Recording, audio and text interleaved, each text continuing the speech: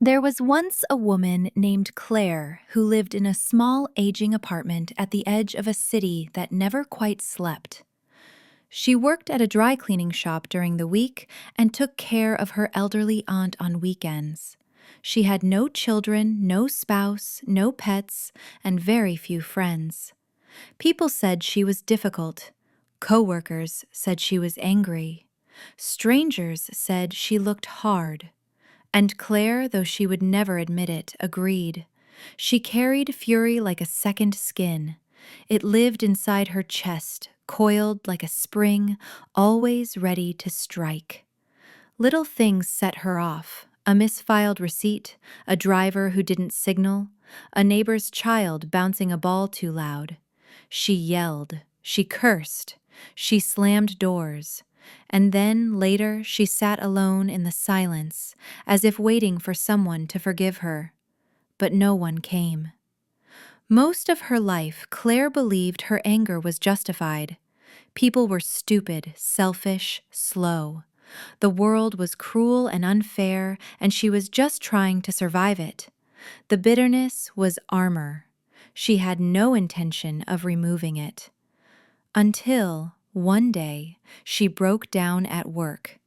A customer complained that her order was late, and Claire erupted, screaming in the middle of the store, throwing the invoice across the counter, storming into the back room and slamming the door so hard a rack of clean clothes collapsed. She sat on the floor, sobbing, breathless, dizzy with shame. Something had cracked, and for the first time, Claire realized the rage wasn't working anymore. That night, she walked for miles through the city without a destination. Under flickering street lamps, past neon-lit bars, along the river where the water shimmered with the reflection of passing cars.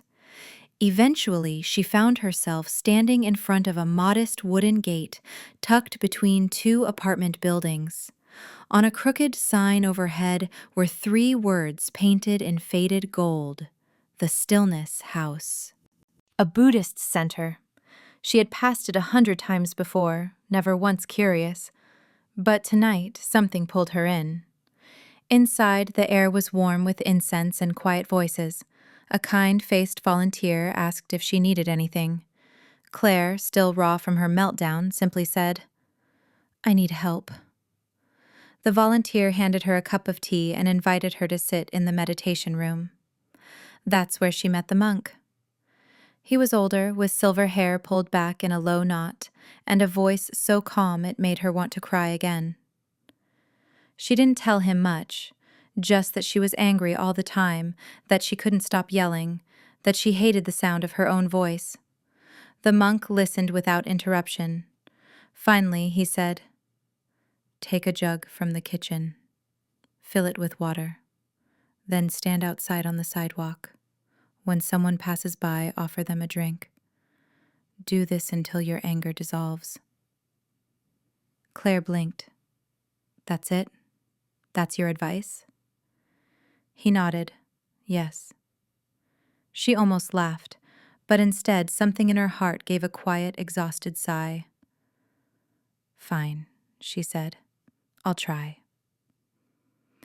The next morning, Claire returned with the jug, a stack of paper cups, and a folding chair. It was hot, late July, the kind of heat that stuck to your skin and made your thoughts sluggish. She set up near the edge of the sidewalk, not far from the bus stop. For the first 20 minutes, no one looked at her. Then a woman pushing a stroller slowed down and accepted a cup of water. "Thank you," she said. "That's kind of you." Claire nodded awkwardly. The next day she came back, then again, and again. Over the next few weeks, she stood on that sidewalk every morning. Sometimes she saw familiar faces: an old man who walked his dog at 8:15 sharp, a delivery driver with tattoos on his arms, a teenage girl on rollerblades who always smiled but never took the water.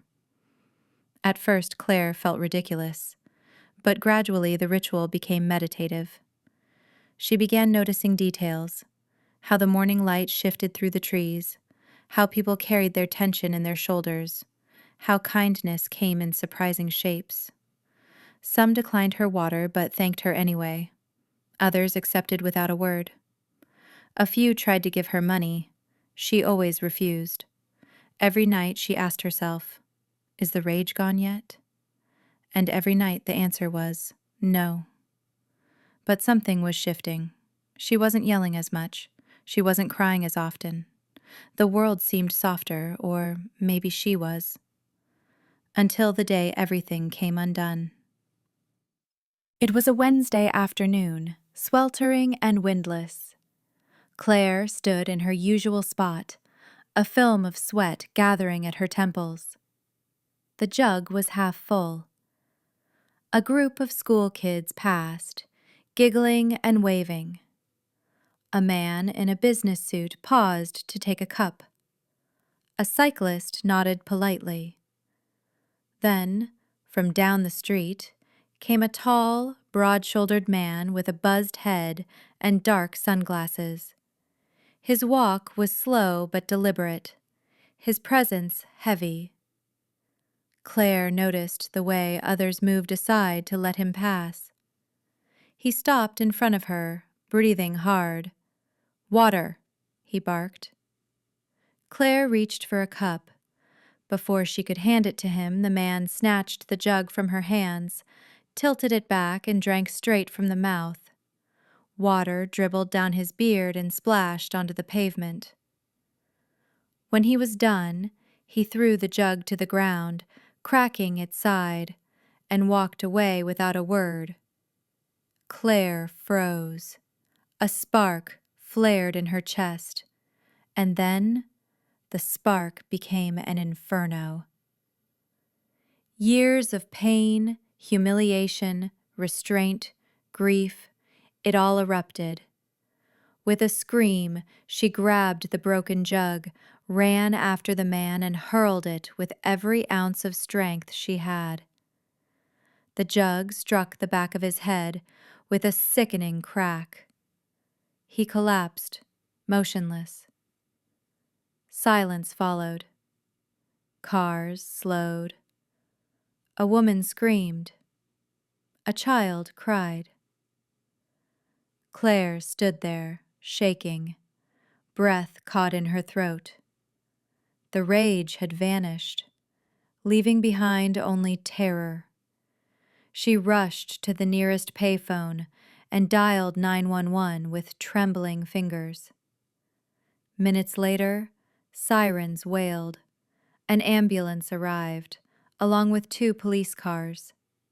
EMTs worked quickly, strapping the man onto a stretcher. Blood stained the back of his shirt. One of the officers looked grim. Claire stood nearby, arms wrapped around herself, tears streaking down her face. She expected to be handcuffed. She expected to go to jail. Instead, the officer walked toward her and said quietly, "You may have saved lives today." Claire blinked in confusion. "That man's been on our most wanted list for over a year," the officer continued. "He's connected to at least 3 murders and several violent robberies. We've been chasing him across state lines. If you hadn't stopped him, who knows?" The words felt unreal. Claire nodded numbly. That night, she returned to the stillness house. The monk was waiting. "I broke the jug," she whispered. "I know," he said gently. "I hurt someone. I lost control." "Did you?" "I almost killed a man." The monk gestured for her to sit. They drank tea in silence for several minutes. Then he said, "Claire, the path to peace isn't a straight one. Sometimes it's ugly. Sometimes it's violent. What matters is not what happened today, but what you choose to do tomorrow." She looked at him, her eyes full of remorse. "How do I forgive myself?" He reached for a fresh clay jug and placed it in her hands. "You begin again." Claire returned to the sidewalk the next morning. A new jug, a new day. The rage never fully disappeared, but over time, it changed. It became quieter, less sharp. She learned to breathe, to pause, to listen. And in doing so, she discovered a gentler version of herself, one she hadn't met before. Years later, she told her story to others who were angry, ashamed, grieving. She helped them stand on sidewalks with water jugs of their own. She reminded them, "We are not defined by our worst moments, but by the grace with which we rise from them." And every morning, before she left the house, she whispered a simple prayer. "I am still learning, but I am not lost."